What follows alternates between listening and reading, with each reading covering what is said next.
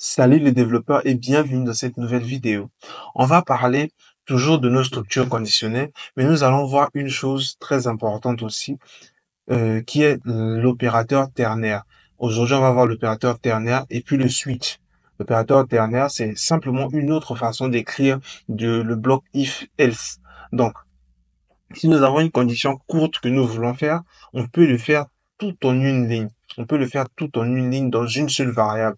Imaginons ici, je vais mettre ce code en commentaire. On va faire un petit système pour tester si une personne est majeure ou mineure. OK. Nous avons ici une variable letH. Cette variable letH contient l'âge de la personne, par exemple 17. Donc, on va avoir cette variable âge et on va tester on va tester cette variable âge avec une structure ternaire, un opérateur ternaire. Donc, l'opérateur ternaire, c'est comme un bloc if-else. Il se pose une question et si la réponse est vraie, il va sortir une réponse. Si elle est fausse, il va sortir une autre réponse. Donc, on va le faire ici. On va avoir, par exemple, une variable message. Cette variable message ici aura une condition à l'intérieur. Donc, nous avons un bloc, c'est pas un bloc if et else, mais nous avons les conditions à l'intérieur de cette variable. Donc, on va se demander si l'âge est supérieur ou égal à 18. Si notre âge est supérieur ou égal à 18, on va se poser une question. Pour poser une question, on met un point d'exclamation. Alors, on aura une première valeur si la valeur est vraie.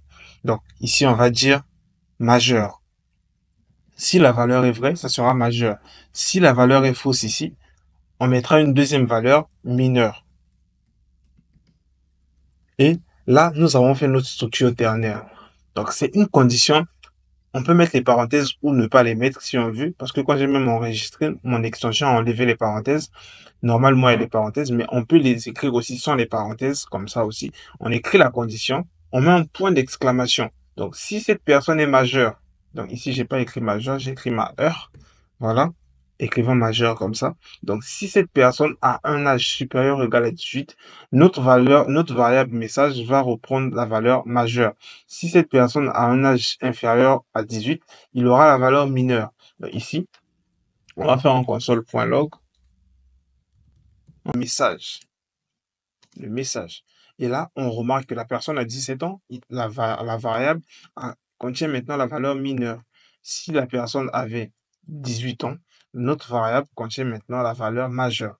Donc, c'est une façon aussi de faire des if et else qui sont très courts. Donc, en une seule condition, c'est ce qu'on appelle l'opérateur ternaire. Il nous aide à faire ce genre de conditions. La clé avec cet opérateur, c'est d'abord la condition et on se pose une question. Donc, avec le point d'exclamation. Donc, au cas où on a fini le point d'exclamation, on a mis le point d'exclamation ici et on va tester si la valeur est vraie. Donc, le premier bloc ici, c'est si la valeur est vraie. On met un 2 points pour dire au cas où la valeur sera fausse, je ferai ça. Donc, c'est juste comme ça que ça fonctionne. On va maintenant parler d'un autre, pas d'un opérateur, mais d'une autre structure conditionnelle qui est la structure conditionnelle switch. Donc, je peux mettre ce code en commentaire. La structure conditionnelle switch, je vous l'avais introduit dans la vidéo passée. Je disais qu'elle ne fonctionne pas sur une condition, mais elle fonctionne sur une variable qu'on est en train de tester. Elle fonctionne sur une variable qu'on est en train de tester. On va faire un petit test simple dans lequel, en fait, nous avons une variable et on va donner des valeurs. Au cas où la variable va atteindre cette valeur, on va se faire tel bloc de code. Si cette variable a eu cette valeur, alors on fait cette bloc de code. Donc, c'est une structure conditionnelle, mais nous n'avons pas forcément une condition à l'intérieur, mais nous sommes en train de tester les valeurs d'une variable. On va les voir. On va faire un exemple. J'ai ma variable, par exemple, let jour. Donc, let jour. Donc, lui, il contient un jour de la semaine. Donc, ça peut être lundi. Il contient un jour de la semaine. Maintenant, nous, on va tester les valeurs de cette variable pour pouvoir envoyer un message à une personne. Pour pouvoir envoyer un message. Donc, imaginons que nous sommes sur un téléphone, on va commencer à saisir des messages par rapport à cette variable. Donc, nous aurons ici notre switch. Le switch, à l'intérieur du switch, on va mettre quelle variable sera testée. Donc, c'est notre variable ici, jour. Ça, on a déjà défini le switch. Et on ouvre les guillemets comme ça, on va commencer à mettre les cas. On va commencer à mettre le premier cas. Le premier cas, c'est ce cas où la variable ici est égale à quoi? Est égale à lundi.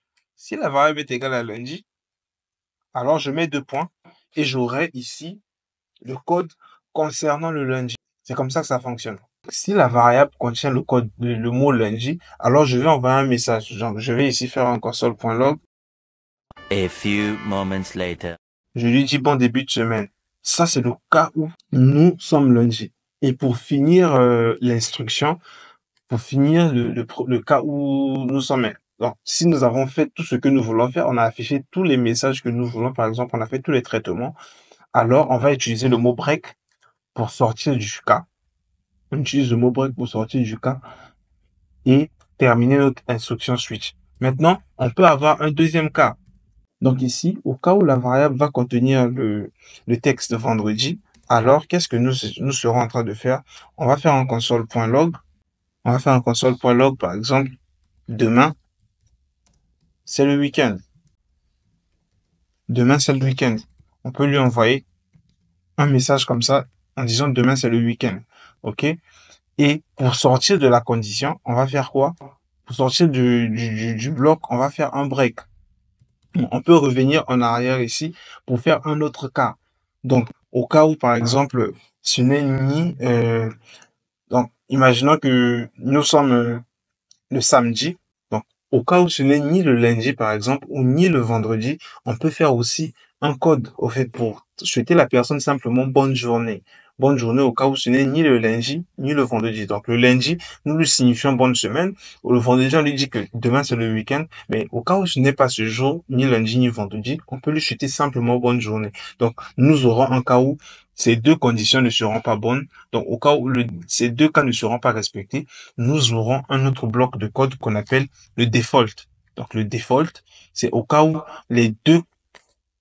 au cas où les cas ne sont pas résolus, au cas où il n'y a pas de résolution dans ces cas, nous aurons un autre code qu'on appelle le default. Donc, le default ici, on va simplement dire bonne journée. Donc, ici, on va faire un console log.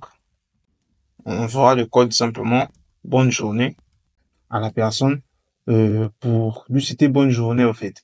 Donc au cas où nous sommes le lundi, on lui dit bonne semaine. Au cas où on est le vendredi, on lui rappelle que demain c'est le week-end. Et au cas où on est dans des jours ordinaires comme ça, on lui souhaite simplement bonne journée.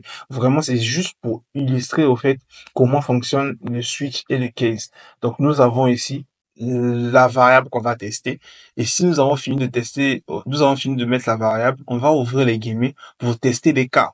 Donc, le premier cas, c'est le lundi, par exemple. Si c'est le lundi, on lui souhaite bon début de semaine. Si c'est le vendredi, on lui dit que demain, c'est le week-end.